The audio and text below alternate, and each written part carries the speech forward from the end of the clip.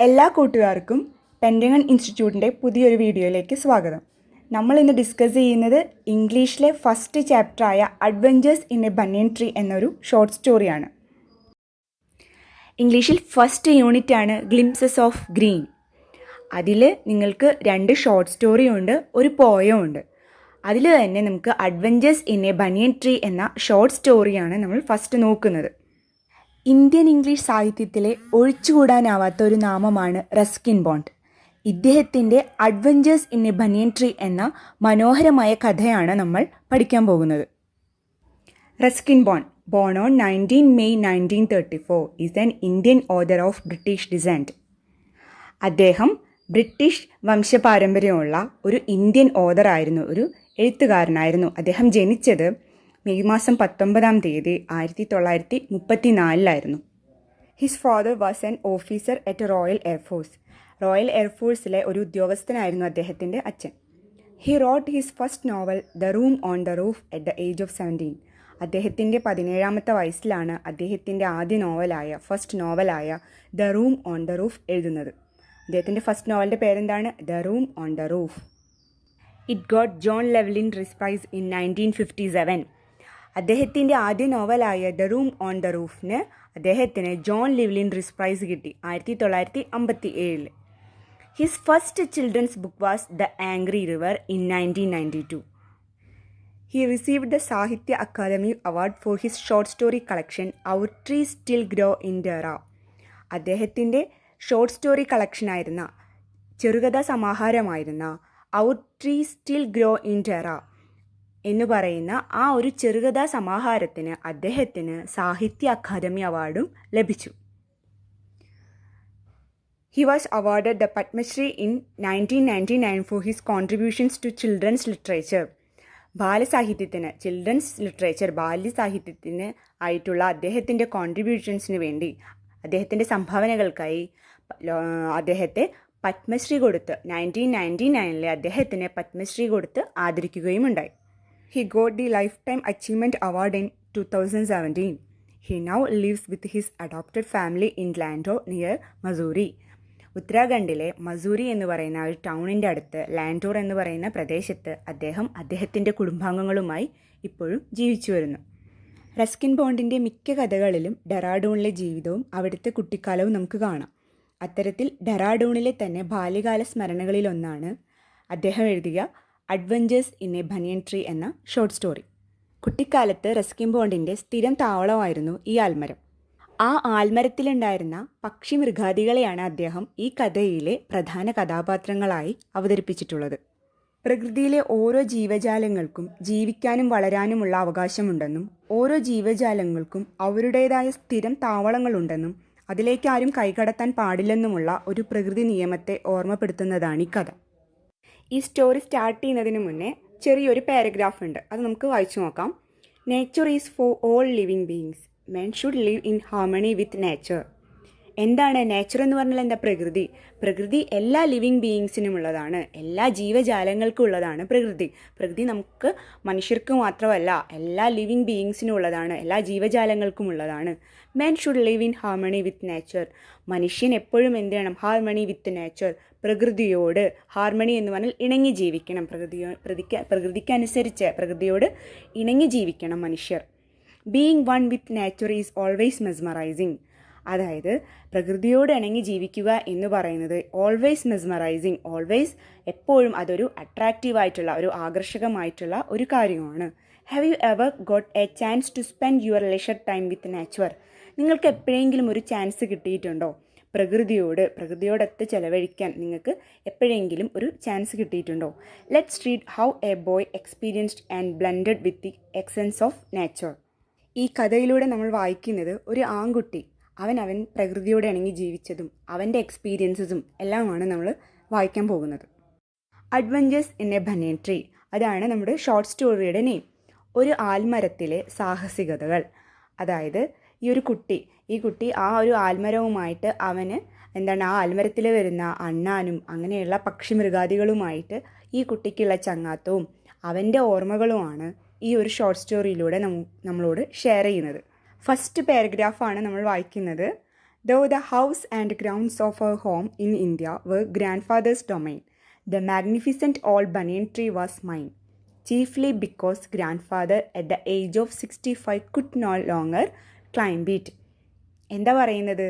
ഇന്ത്യയിലെ ഞങ്ങളുടെ വീടും അതിനു ചുറ്റുമുള്ള പ്രദേശവുമെല്ലാം എൻ്റെ ഗ്രാൻഡ്ഫാദറിൻ്റേതായിരുന്നു. പക്ഷേ എന്താണ് ആ മാഗ്നിഫിസൻറ്റ് ഓൾഡ് ബനിയൻ ട്രീ, എൻ്റെ ആ പഴയ ആൽമരം എന്ന് പറയുന്നത് അത് എൻ്റെ മാത്രമായിരുന്നു.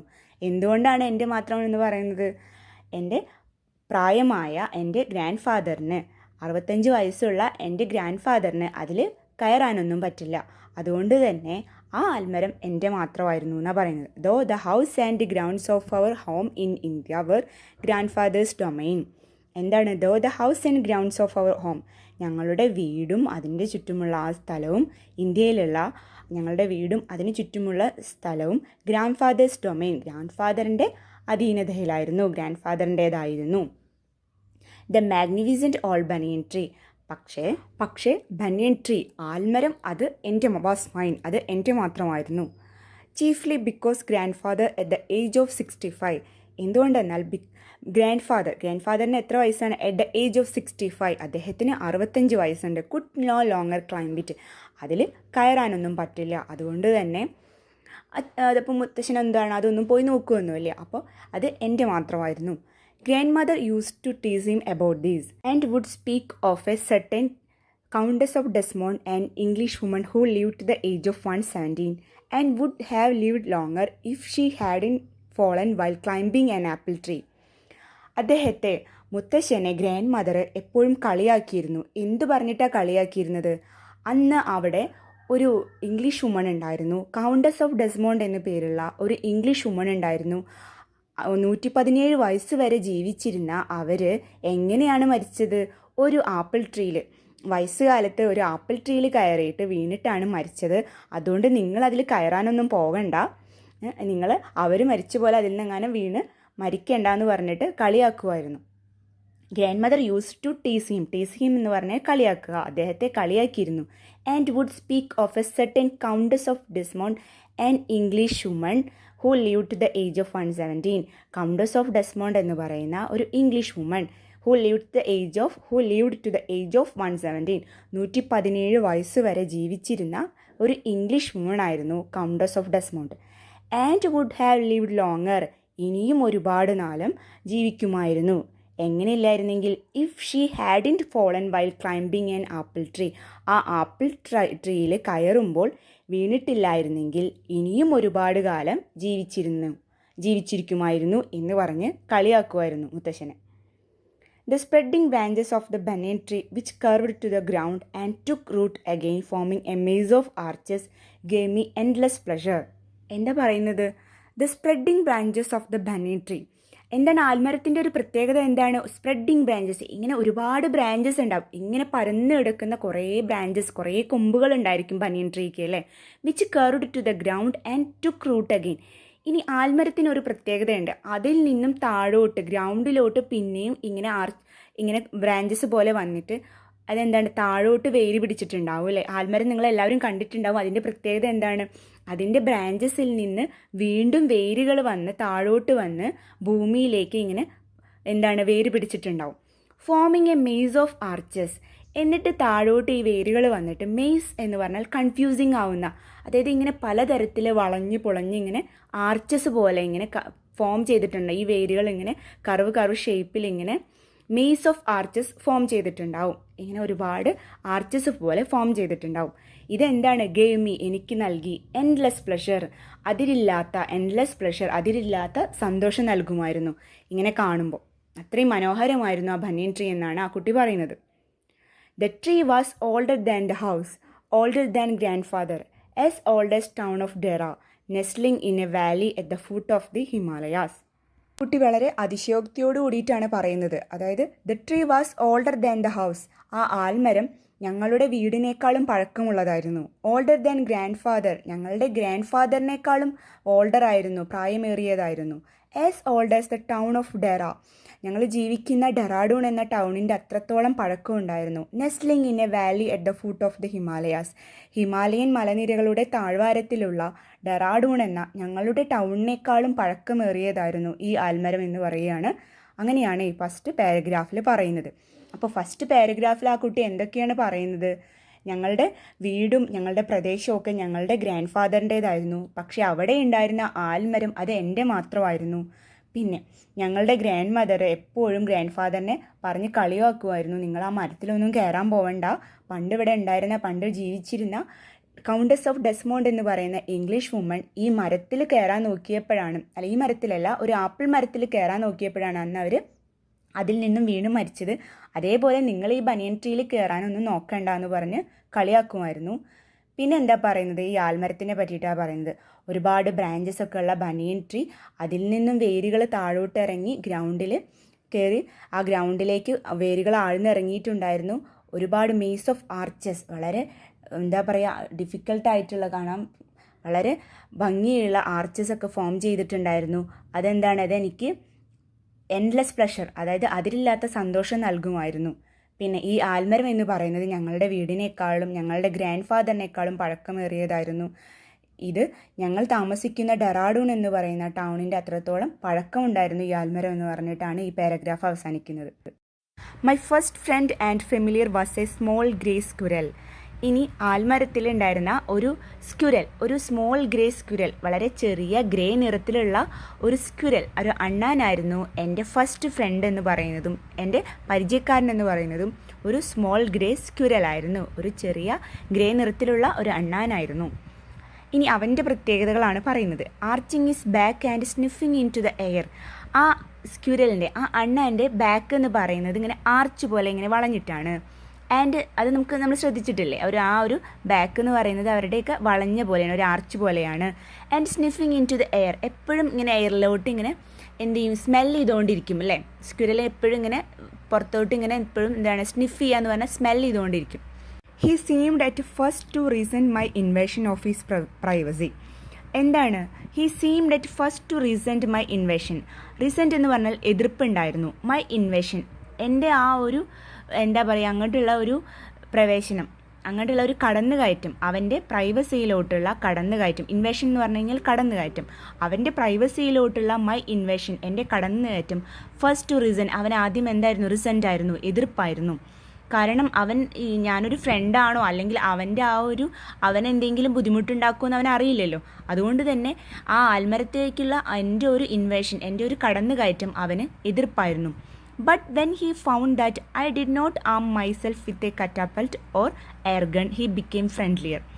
അതായത് എൻ്റെ കയ്യിൽ കറ്റാപ്പൽറ്റ് എന്ന് പറഞ്ഞാൽ കവണയോ എയർ ഗണ്ണോ ഒന്നുമില്ല എന്ന് മനസ്സിലായപ്പോൾ എന്തായി? അവൻ എൻ്റെ ഫ്രണ്ടായി, എൻ്റെ ചങ്ങാതിയായി.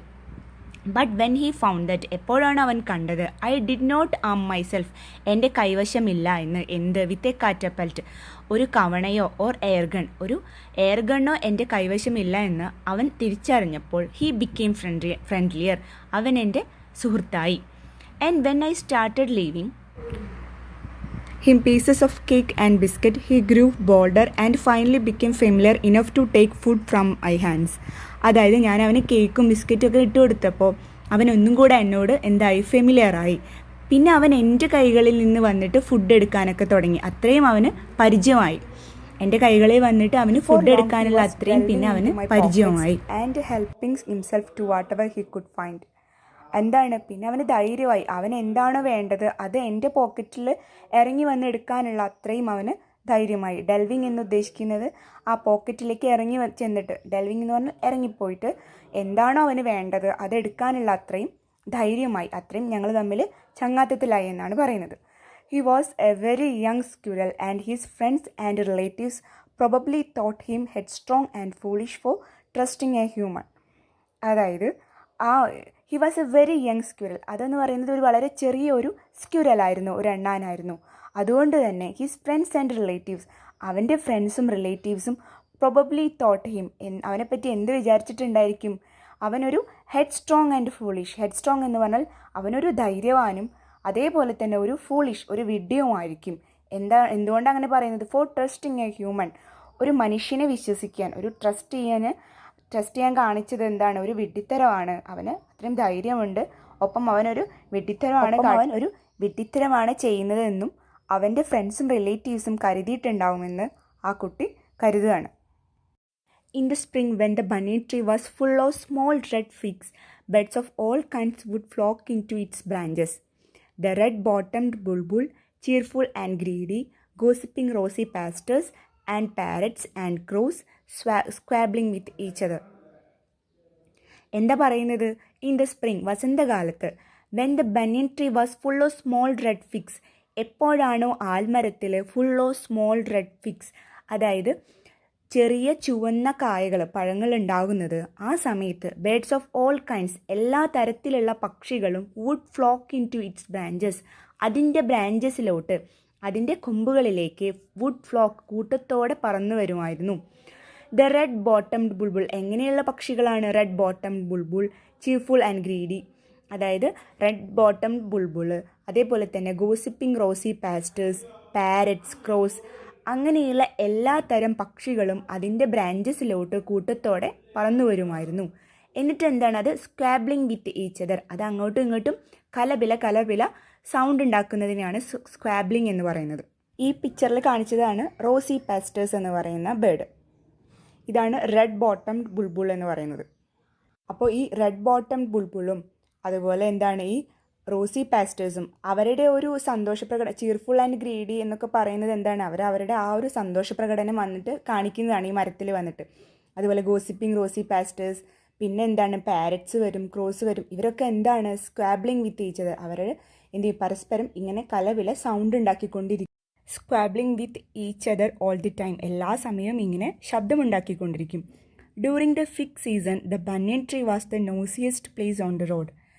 ആ ഒരു ഫിഗ് സീസൺ, അതിൽ പഴങ്ങളുണ്ടാകുന്ന ആ ഒരു സമയത്ത് ബനിയൻ ട്രീ ആയിരുന്നു ഞങ്ങളുടെ ആ റോഡിൽ ഏറ്റവും ശബ്ദമുണ്ടാക്കിക്കൊണ്ടിരുന്ന, ഏറ്റവും സൗണ്ടുള്ള സ്ഥലം എന്ന് പറയുന്നത് ഞങ്ങളുടെ ഇത്രയും കാര്യങ്ങളാണ് ഈ പാർട്ടിൽ ഇൻക്ലൂഡ് ചെയ്തിട്ടുള്ളൂ. ഇനി ഇതിൻ്റെ നെക്സ്റ്റ് പാർട്ട് തൊട്ടടുത്ത ദിവസം തന്നെ ഞാൻ അപ്ലോഡ് ചെയ്യും. ഇതുവരെയുള്ള കാര്യങ്ങൾ നിങ്ങൾക്ക് യൂസ്ഫുള്ളായി മനസ്സിലായി എന്ന് തോന്നുകയാണെങ്കിൽ ലൈക്ക് ചെയ്യുക, അതേപോലെ ഷെയർ ചെയ്യുക.